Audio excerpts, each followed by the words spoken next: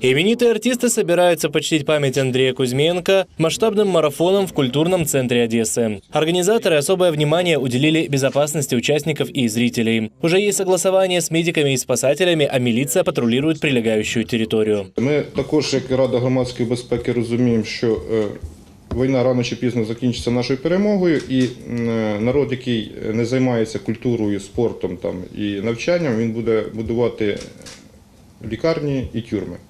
От ми переходимо, теж такий крок зробили вперед, почали займатися в тому числі і культурою, щоб не будувати лікарні і тюрми, а краще будувати школи і стадіони.